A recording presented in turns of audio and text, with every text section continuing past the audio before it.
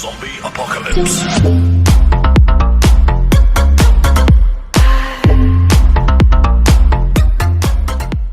Hello friends, welcome to missile classes. दोस्तों, missile classes में आप लोगों का बहुत बहुत स्वागत है। दोस्तों, आज हम लोग पॉलिटिकल साइंस से रिलेटेड डीएससी पेपर 3 के क्वेश्चन को डिस्कस करेंगे जो प्रीवियस ईयर्स के पूछे गए थे। जी दोस्तों, जो 2018 में और 2019 में पूछे गए थे। दोस्तों, आज हम लोग वो क्वेश्चन को डिस्कस करेंगे, क्योंकि दोस्तों कोई भी एग्जाम देने से पहले हमको प्रीवियस ईयर्स के क्वेश्चन को देखना पड़ता है, क्योंकि उसी से रिलेटेड आने वाले एग्जाम में हमें देखने को मिलता है। चलिए दोस्तों, हम लोग बिना देर किए सबसे पहले दोस्तों आज हम लोग 2018 के क्वेश्चन को डिस्कस करेंगे जो पॉलिटिकल साइंस से रिलेटेड होंगे और डीएससी पेपर 3 के होंगे। चलिए दोस्तों, देखते हैं कि कौन कौन से क्वेश्चन पूछे गए हैं। सबसे पहले आप देखते होंगे दोस्तों, यहाँ लिखा है 2018। इस क्वेश्चन को हम लोग पहले डिस्कस करते हैं कि कौन कौन से ऑब्जेक्टिव क्वेश्चन पूछे गए थे। दोस्तों, क्वेश्चन बताने से पहले मैं एक कुछ बता देना चाहता हूँ। जिसने दोस्तों मेरा कोर 14 का वीडियो देखे हैं, उसको दोस्तों कल के एग्जाम पर कोई भी प्रॉब्लम नहीं होना चाहिए, क्योंकि दोस्तों पूरा वीडियो से ही क्वेश्चन रिलेटेड था। इसीलिए दोस्तों मैं बार बार कहता हूँ कि कोई भी पेपर देने से पहले उसके प्रीवियस ईयर के क्वेश्चन के बारे में डिस्कस कर लेना बहुत जरूरी है, क्योंकि दोस्तों उसी से रिलेटेड होते हैं। चलिए दोस्तों, 2018 के पॉलिटिकल साइंस से रिलेटेड और डीएससी पेपर 3 का पहला प्रश्न पूछा गया था। वह है दोस्तों, निम्नलिखित में से कौन राज्य विदेश नीति का निर्धारक तत्व नहीं है। जी दोस्तों, आपके सामने 4 ऑप्शन है और आपसे पूछ रहे हैं कि निम्नलिखित में से कौन राज्य विदेश नीति का निर्धारक तत्व नहीं है। इसका सही उत्तर होगा राज्य की जाति व्यवस्था। जी दोस्तों, इसका सही उत्तर होगा ऑप्शन नंबर सी, राज्य की जाति व्यवस्था। नेक्स्ट पूछा गया था, सोवियत संघ के निम्नलिखित नेताओं में से किसने शीत युद्ध के अंत के लिए महत्वपूर्ण भूमिका निभाई थी। इसका सही उत्तर होगा Mikhail Gorbachev, option number C. Next पूछा गया था, नाटो और वार्सा पैक्ट या वार्सा संधि के देश के बीच शीत युद्ध का अंत करने वाली ऐतिहासिक संधि कब और कहां हुई। इसका सही उत्तर होगा 19 नवंबर 1990 न्यूयॉर्क में। नेक्स्ट पूछा था दोस्तों, किस तिथि को सोवियत संघ की सर्वोच्च सोवियत ने प्रस्ताव पारित करके सोवियत संघ का अंतःक्रिया और स्वयं को भंग किया। इसका सही उत्तर होगा ऑप्शन नंबर डी। जी दोस्तों, इसका सही उत्तर होगा ऑप्शन नंबर डी, 26 दिसंबर 1991। नेक्स्ट प्रश्न था, नाटो और वार्सा देशों के बीच संधि के उपरांत शीत युद्ध के अंत होने के समय अमेरिका के राष्ट्रपति कौन थे। जी दोस्तों, प्रश्न कहता है कि शीत युद्ध के अंत के समय अमेरिका के राष्ट्रपति कौन थे। इसका सही उत्तर होगा option number A, George Bush. चलिए दोस्तों, हम लोग नेक्स्ट क्वेश्चन चलते हैं। दोस्तों, नेक्स्ट क्वेश्चन जाने से पहले दोस्तों मैं बता देता हूं कि 2018 में सिर्फ 5 ही क्वेश्चन ऑब्जेक्टिव पूछे गए थे।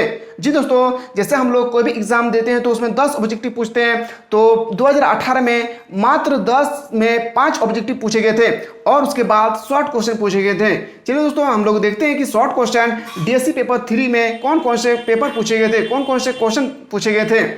पहला क्वेश्चन था विदेश नीति के बाहरी निर्धारक तत्व। दूसरा था शीत युद्ध के अर्थ एवं प्रकृति के बारे में वर्णन करें। तीसरा था शीत युद्ध के अंत के कारणों को लिखे। और चौथा था विदेश नीति के लक्षणों को लिखे। इन चारों में से किन्हीं 2 प्रश्न को ही आपको लिखना पड़ेगा।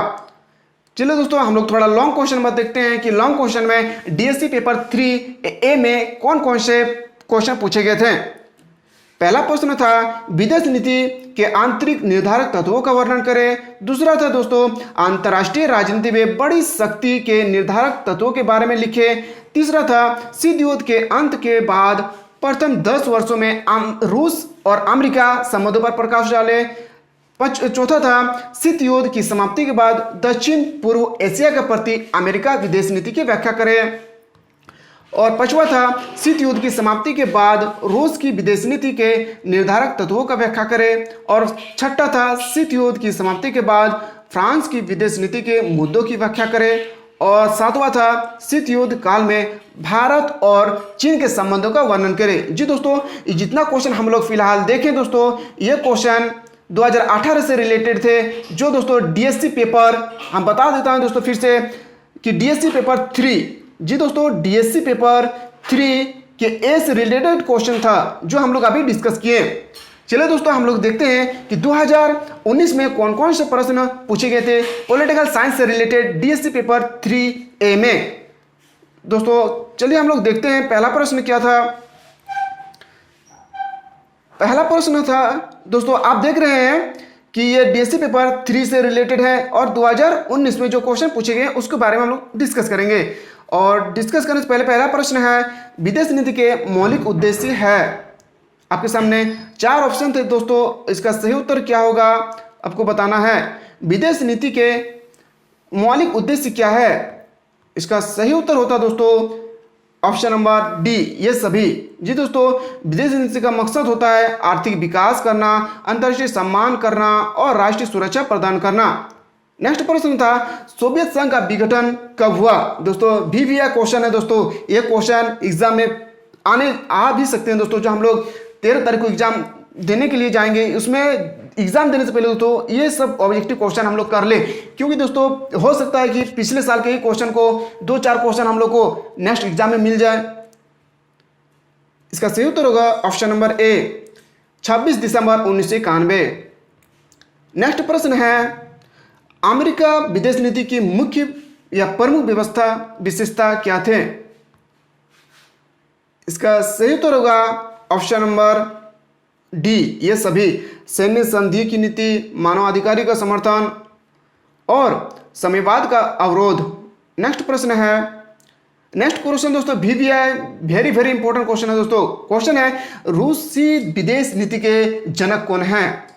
इसका सही उत्तर होगा option number A, Boris Yeltsin. Next प्रश्न है दोस्तों, पेरेस्ट्रोइका क्या है। इसका सही उत्तर होगा ऑप्शन नंबर सी। जी दोस्तों, इसका सही उत्तर होगा ऑप्शन नंबर सी। नेक्स्ट प्रश्न है, डिगोल की अवधि कितनी है। जी दोस्तों, आपसे क्वेश्चन कहता है कि डिगोल की अवधि कितनी है। इसका सही उत्तर होगा ऑप्शन नंबर ए, 1958 से 1969 के बीच। नेक्स्ट प्रश्न है, वर्तमान में फ्रांस के राष्ट्रपति कौन है। इसका सही उत्तर होगा option number A, Emmanuel Macron. Next प्रश्न है, पंचशील पर किस वर्ष में हस्ताक्षर किए गए थे। वेरी वेरी इंपॉर्टेंट क्वेश्चन दोस्तों, ये क्वेश्चन नेक्स्ट एग्जाम में पूछे जा सकते हैं। इसका सही उत्तर होगा ऑप्शन नंबर सी, 1954। और नेक्स्ट क्वेश्चन है दोस्तों, जो नेक्स्ट क्वेश्चन आप देख रहे हैं दोस्तों आई नंबर में, इसका आंसर हमें पता नहीं है दोस्तों। मैं नहीं चाहता हूं कि मैं कोई गलत आंसर आपको बता दें और आप एग्जाम में गलत करके आ जाएं। नहीं दोस्तों, इसका आंसर मुझे पता नहीं है और मैं क्वेश्चन को बता नहीं सकते हैं। अगर कोई आप लोग थ्योरी पार्ट पढ़ चुके हैं तो दोस्तों ये क्वेश्चन का आंसर आप लोगों को पता होगा। नेक्स्ट क्वेश्चन है दोस्तों, चीनी विदेश नीति के साधन है। जी दोस्तों, क्वेश्चन कहता है चीनी विदेश नीति के साधन है। इसका सही उत्तर होगा ऑप्शन नंबर डी, युद्ध और हिंसा, कम्युनिस्ट प्रचार, दोहरी नीति। चलिए दोस्तों, अब हम लोग लॉन्ग क्वेश्चन की देखते हैं। लॉन्ग क्वेश्चन में क्या क्या पूछा गया था। जी दोस्तों, 2019 में पॉलिटिकल साइंस से रिलेटेड डीएससी पेपर 3 में और डीएससी पेपर 3 में शॉर्ट क्वेश्चन नहीं पूछे गए थे, ओनली फॉर लॉन्ग क्वेश्चन पूछे गए थे। उन लॉन्ग क्वेश्चन को देखते हैं। पहला क्वेश्चन है दोस्तों, विदेश नीति क्या है, इसके निर्धारकों की व्याख्या करें। दूसरा था दोस्तों, महाशक्ति की अवधारणा लिखे, उनके निर्धारकों की व्याख्या करें। नेक्स्ट था, बिल बिल क्लिंटन के दूसरे कार्यकाल के दौरान अमेरिका विदेश नीति की प्रमुख आवृत्ति और जांचों की व्याख्या करें। शीत युद्ध काल में अमेरिका और रूस के बीच के संबंधों को वर्णन करें। नेक्स्ट पूछा था, शीत युद्ध के बाद की अवधि के रूस की विदेश नीति का मूल्यांकन करें, या 1995 में आज तक फ्रांस की विदेश नीति का चर्चा करें। या नेक्स्ट पूछा था, चीनी विदेश नीति पर सोवियत संघ के विघटन का प्रभाव स्पष्ट कीजिए। दोस्तों ये क्वेश्चन जो हम लोग डिस्कस किए हैं ये प्रीवियस ईयर्स के क्वेश्चन 2018 और 2019 से रिलेटेड थे। हो सकता है दोस्तों कि हम लोग आने वाले एग्जाम पर यही क्वेश्चन को एग्जाम पर दें। एग्जाम देने से पहले दोस्तों ये क्वेश्चन हम लोग जरूर पढ़ लें, हो सकता है ये क्वेश्चन आने वाले एग्जाम पर हम लोग को मिल सकते हैं। दोस्तों अगर वीडियो अच्छा लगे तो लाइक करें, सब्सक्राइब करें और ज़्यादा से ज़्यादा शेयर करें। दोस्तों वीडियो को जो भी सेमेस्टर 6 से रिलेटेड है, अब पॉलिटिकल साइंस के कैंडिडेट है दोस्तों, हर एक कैंडिडेट के पास ये वीडियो पहुंचना चाहिए, ताकि दोस्तों सभी भाई बहन आराम से पढ़कर दोस्तों पास हो सके। दोस्तों अगर किसी को भी डीएससी पेपर 4 का वीडियो चाहिए तो कमेंट बॉक्स में दोस्तों जरूर बताएं।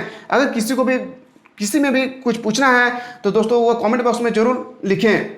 चलिए दोस्तों हम लोग नेक्स्ट वीडियो मिलते हैं और डीएससी पेपर में मिलते हैं। तब तक के लिए दोस्तों जय हिंद, जय भारत, वंदे मातरम।